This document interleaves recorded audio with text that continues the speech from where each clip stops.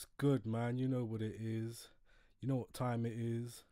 It's Monk's Boxing Breakdown, brought to you by the More Time Podcast. Yeah, Zims. And yeah, man, I wasn't gonna get involved in the hype and the circus. Um, and yeah, everybody's covered it. You know what I mean? But they ain't quite saying what I'm saying over here. You know what I'm saying? At the More Time Podcast, Monk's Boxing Breakdown. So today we're gonna discuss not just the Francis Ngannou Tyson Fury saga, but also one of the actual fights on the undercard, which was a good fight, which was FABIO WARLEY versus David Adeleye, whatever it is. And yeah, man, them two had some venom before the fight kicked off. So yeah, we'll start with them, man. There, FABIO WARLEY, stepping up in the game, fought some good opponents.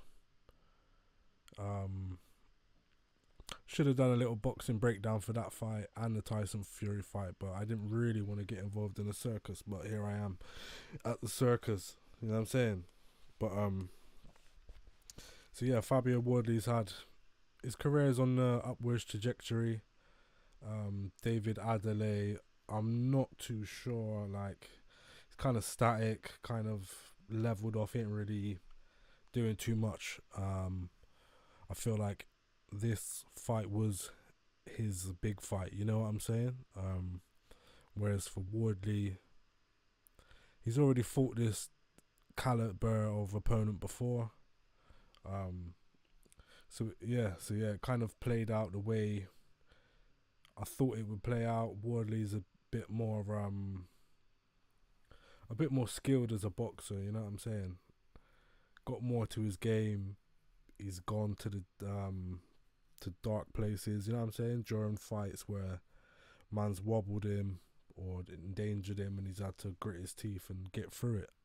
And he showed that quality many times. You know what I'm saying? So big up to FABIO WARLEY first of all. But yeah, in the pre-fight press conference, they were just going back and forth. Adeleye was trying to do the roadman thing. Yeah, Adeleye was trying to do the roadman thing, and FABIO wasn't really on that. You know what I'm saying? He was more just trying to keep it professional. I think he was confident. He knew that he had man's number. And yeah, David looked a little shook. Can't lie. Even in the pressers and the face to face. And the fight kind of played out that way. It was a good fight all in all. Might as well just go over to here and have a quick look at Wild Gwizzy. So yeah, it was a good fight overall. I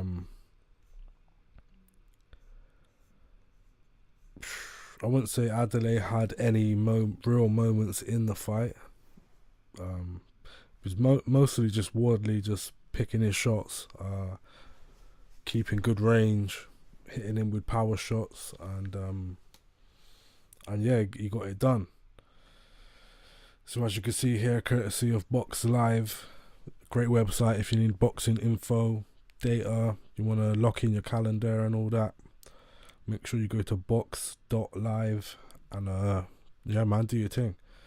But it says FABIO WARLEY beat David Adeleye by technical knockout in the 7th round. The fight was scheduled to take place over 12 rounds in the heavyweight division, which meant there was no weight limit. The fight appeared to be on the undercard, appeared on the Tyson Fury NGANNOU undercard. Carlos Takam lost to Martin Bacoli as well. Joseph Parker defeated Simon Keane, and Makhomedov was victorious over Junior Anthony Wright. But back to the Wardley Adeleye fight. Let's have a look at the stats. Fabio Wardley stepped into the ring with an undefeated record of 16 wins, 0 losses, 0 draws. So he just added to that, so it's now 17. David ADELEYE made his way to the ring with an unblemished record of 12 wins. So ADELEYE was undefeated as well. So that's a good scalp for Fabio there, you know what I'm saying? Fabio Wardley was the older man by 2 years at 28 years old.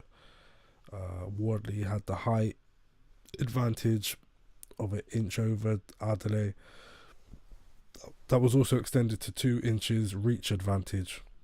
Both Fabio Wardley and David ADELEYE fought out of the orthodox stance. Wardley was the more experienced professional fighter, having had 4 more fights, and made his debut in 2017. 2 years and 8 months earlier than ADELEYE, whose first professional fight was in 2019. He had fought 6 more professional rounds, 49 to ADELEYE's 43. And it kind of appeared that way, to be honest with you. The stats, the pre-fight presser, like the face-to-faces, it all just added up. The maths pretty much added up to what happened in the fight. It was one of those ones. But yeah, it was a good fight, in all honesty. Like, considering it was a circus, like crossover event, it was good that we had some real boxers. Not saying Tyson Fury and NGANNOU are not, but these two are actually, you know what I'm saying, fighting for rank and in the same sort of organizations, and that both around the same. Well, it was. People saw them as around the same level, but obviously, Wardley had to prove man wrong in that. Show man wagwan. Show man who the real OG is out here, cuz. But so yeah, man, Wardley just pretty much punished him. You know what I'm saying? If we try and find a quick look at the Wardley knockout.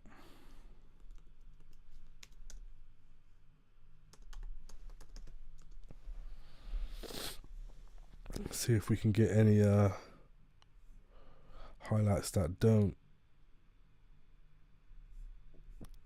get this channel locked, you know, and one there.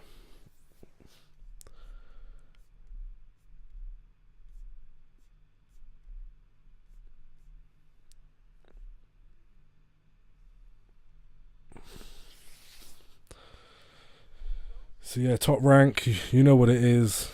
Don't get us taken down, you know what I'm saying? I just want to show the people the actual knockout sequence. It says here he tried to punch the ref, and that we're not trying to see all that, we're just trying to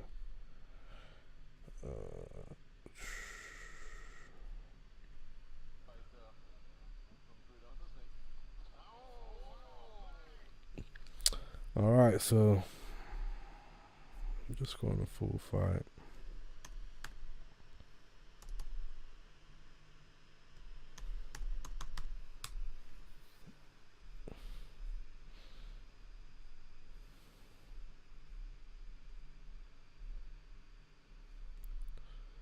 Where they show the knockout. It's not looking like, oh yeah, here you go.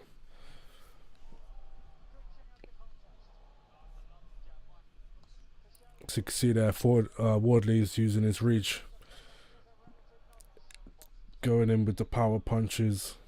To be fair, in the early rounds, David was giving as good as he was getting, but as you can see, it didn't get too far before Wardley made him pay. So as you can see here, they were tight up in the clinch. And I think Wardley hit him with was it a right hook, left hook? I can't remember. Is this the? Yeah. So you're seeing it there, like Wardley coiled up to his right, coiled, smack, smack, right, left, good night. And David didn't have no answers for that. 7th round KO, you know what I'm saying? Look, what?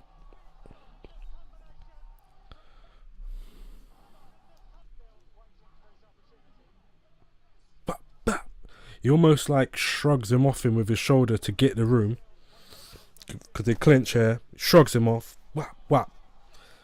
So yeah, look at him, clown. It was a great finish by Wardley. Obviously, it did go on a little bit more, but the ref just ends up waving it off. So yeah, all in all, was a good fight. Big up to both man. Both man put on a spectacle for the fans and that, you know what I'm saying? But yeah, man, I appreciated that fight. It was a good one to see who FABIO Wardley has next. But yeah, people, moving on to the big one, you know what I'm saying? NGANNOU versus Tyson Fury. I don't know where to start, man. Everyone knew Wagwan in it, the hype train, Tyson Fury, all of this, all of that. Yeah, you know what I'm saying? So the script was going as planned all the way up until the first round? And the first round, Tyson Fury ran out and hit him with a hard overhand right, but it didn't even wobble him, just woke him up a little bit, you know what I'm saying? And it just awakened the beast. That is Francis Ngannou, you know what I'm saying? It was crazy, can't lie to you. Let's go through the stats and all that first, and then we'll talk more about what I saw and my thoughts on it, you know what I'm saying? Right, so let's go back over here. Back to Box Live, you know what I'm saying? So, Fury.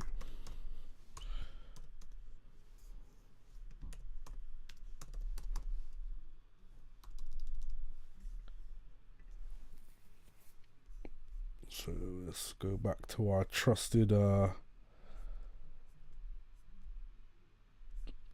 Box Live, you know what I'm saying? Big up the Dons over there.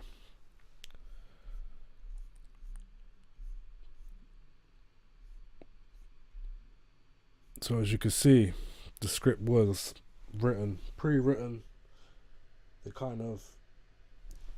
It was a cherry pick gone wrong.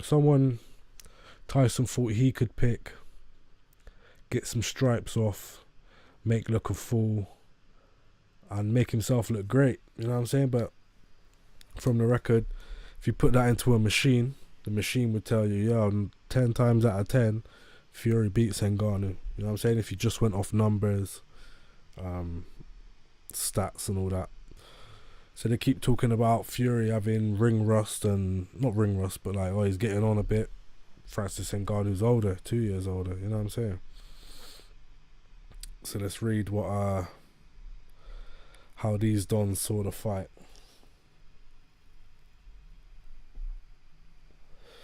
So it says Tyson Fury beat Francis Ngannou by split decision in their 10-round contest on Saturday in Riyadh.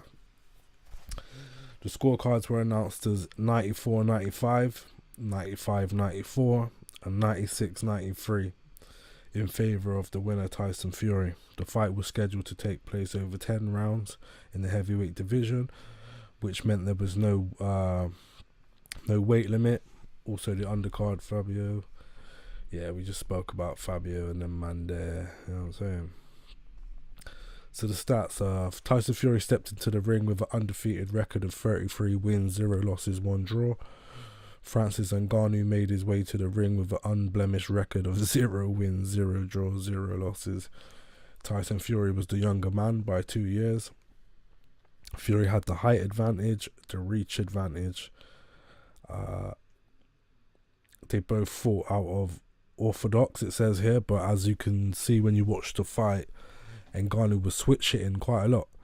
So he was going out southpaw and switching. I think he was switching to southpaw defensively, and then attacking he was switching to orthodox, or vice versa. He was just switch hitting, innit? No one thought he could switch hit or had that in the locker. Must have took Fury by surprise, you know what I'm saying? Yeah, it says here Fury was arguably the most experienced fighter, having had 34 more fights, and made his debut in 2008, 14 years ago. And yeah, that's pretty much what they're trying to say. So we know what that is. But yeah, personally, watching the fight, we had the watch along here at More Time Podcast. We was doing a watch along with the main Donny, Axel Holy. And yeah, man, it was interesting. It was interesting to see how it played out. Like, even on the watch along, I'm kind of saying, yeah, I'm kind of saying on the watch along, I'm kind of saying, yeah, Fury's getting his jab off and this and that. But when I watch it back, a lot of those jabs weren't really getting through. Like, a lot of them was, but it wasn't like everything he threw like hit Ngannou. You know what I'm saying? Ngannou was very light on his feet. He was bouncing back and forth. But as I was watching the fight, I could see Fury started off very well. He was probably just trying to get it done in a round. He probably thought, I'll just go out there, run across the ring, hit him with the 1-2, kadoosh. You know what I mean? Hit him with the 1-2, make him stumble around for a bit, stinky leg and that stanky leg. You know what I'm saying? And just fucking make a show of it. But he hit him with the 1-2, and Ngannou just walked through it, came forward, you know what I mean? Didn't even shake him, didn't rattle him at all. And then as the round started to progress, like the second round, Ngannou started getting off the left hook. The left hook was just, every time Fury tried to use his right hand in an impactful way, with a bit of weight, with a bit of power and that, it just didn't work, you know what I'm saying? And Ngannou would just counter it with the left hook, and then yeah, maybe occasionally hit him with the right hand. Stunned a lot of people, put Fury down. Again, Fury tried to 1-2, hit him with the 1-2, gadoosh. Then he seen it like had a little bit of success and went for it again, 1-2. And then on the second 1-2, the second 2, he got caught with the left hook. He's trying to say all these people, these Fury clowns, these bootlicking Fury ball lickers, you know what I'm saying? They're like, oh, it's behind the head and that, but it wasn't behind the head. It was in the sweet spot above the ear. And he turned into it as well. Like, you don't do that. Like, Fury, he showed fear. Like, when the first time he got hit, like the first time Fury got hit, his eyes, you could just see his eyes bulging out his head. He just knew, well, gone. He's like, yo, this is different. You know what I mean? And he ends up getting dropped. Oh, what's going on with my fucking... Sorry, people, my Wi-Fi is bugging at the minute, you know what I'm saying? So I'm gonna keep this short and sweet anyway. You know what we like to do here at Monks Boxing Breakdown. Yeah, he put him down. Fury jumped up, and after that, he wasn't the same. You know what I'm saying? It was like he didn't think that would happen. No one thought that would happen, but Francis Ngannou got some godly strength. You know what I'm saying? You can't, undeniable. You know what I mean? And yeah, made it all the way through the fight. People thought Francis Ngannou's gas tank wouldn't last, but he made it all the way to the 10th and looked strong in the 10th. I felt like if it went to 12 rounds, he might have got Fury out of there. You know what I'm saying? because Fury was looking like he was on the decline. The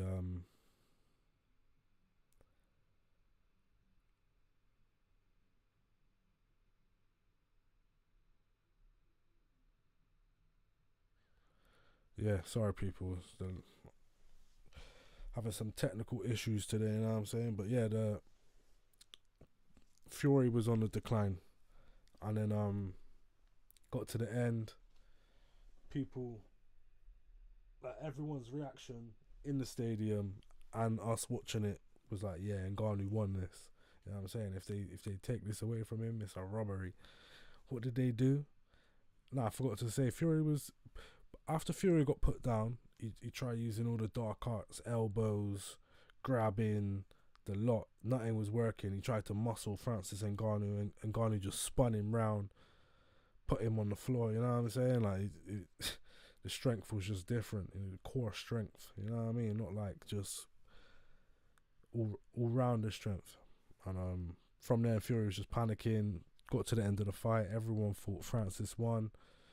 Crowds going mad and that, and they just pulled the biggest fraud ever. You know what I'm saying? Just fucked over the fans massively. You know what I'm saying? The integrity of the sport out the fucking window. Like changing boxing into WWE. You know what I'm saying? To be honest, it matters, but it don't really matter because everyone knows what happened, innit? Everyone saw for themselves. Fury knows what happened. His face was all bust up. You know what I'm saying? Got put down. Was getting moved to. You know what I mean? It wasn't like Francis was just bouncing and running. He was getting stuck in there. He was moving to Fury. You know what I'm saying? Style, aggression, damage, power shots. You know what I mean? All them boxes got ticked in Francis Ngannou's favour, but in boxing it's about who's making the most money for who, innit? So they need this Usyk Tyson Fury fight. This was almost meant to be like promo for that, so Tyson could just fuck up Ngannou and be like, oh yeah, it's a fight, and then, you know what I mean, build it up that way. But shit didn't work out as it was planned. You know what I'm saying? And yeah, man, proud performance from I'm proud of the performance from Ngannou. I'm hearing all the excuses in the world for Tyson Fury losing, like, well, winning but losing. You know what I'm saying? People saying age, damage he's taken, durability's gone, had an off day. He underestimated Francis Ngannou. All these things could be true, but don't mean shit at the end of the day, because if that was Mano, just you and him out on a desert island, you know what I'm saying, you're a goner, bruv. You know what I'm saying? That's what it is. You're a goner. No one to save you. If Francis would have just blah, blah, blah, blah, you know what I'm saying, you would have been gone. No more Tyson Fury. But that's what you get anyway for not being humble. Your pops is out there acting like a fool, acting like a clown. Chatting to Mike Tyson like you can chat to Mike Tyson like that. You know what I'm saying? Not in the way of like Mike Tyson's gonna do something, but in the way of like respect. You got no respect. You're just any bum, innit? You're just any bum whose son is a good fighter, and you're trying to ask Mike Tyson for a scrap and that. Like, what's the matter with you? Francis Ngannou had to humble you, man. You know what I'm saying? And yeah, man, it was a spectacle. And that's about it, people. I like to keep these ones short and sweet. This one was just my little 2 pence, you know what I'm saying? Had to, innit? Everyone else did. I was going to do one before the fight, but, you know what I'm saying? It is what it is. We roll on to the next one. So, yeah, big FABIO Wardley and Tyson Fraudley, you know what I'm saying? FABIO Wardley and Tyson Fraudley got the dubs, and Ngannou got the actual dub. He's now a superstar, you know what I'm saying? Everyone knows what I want with Ngannou, you know what I'm saying? The Predator. He needs to change that nickname though. The Predator ain't working. That's some Predator type shit. You know what I'm saying? And I ain't talking about Predator with the dreadlocks. You know what I'm saying? But yeah, people, that's this one, man. Tyson Fury's got mugged off. Tried to cherry pick, went wrong. Ngannou came through, showed man what time it was. And maybe we might see some more super fights involving Francis Ngannou. I hear Deontay Wilder is an option. Eddie Hearn's talking like Anthony Joshua is an option. So it's brought more light to the boxing, heavyweight boxing, in a good way, really, because he smacked up the fraud. The clown who's been holding up the division and making a mockery of the fans got smacked up and humbled, yeah. And now we have a new fighter. So along with Zilly Zhang, Anthony Joshua, Wilder, throwing Ngannou in there, you know what I'm saying? We could throw him in the mix now to make some more heavyweight super fights. And I'm down to watch whatever, you know what I'm saying? I put up with this fraudulent circus. So yeah, makes me think AJ would beat Tyson Fury, man. You know what I mean? Because AJ's just a polished Ngannou, less raw strength and mental fortitude, but physicality is kind of the same, and he's got a bit more techer. So yeah, man, that'd be interesting. But yeah, man, it's another one. People, you've been watching Monks Boxing Breakdown. You know what it is. Make sure you tune in for the next one. More watch-alongs on the way. Combat Sports is here to stay, you dig? But yeah, man, Monks Boxing Breakdown, over and out. We out of here. Salute.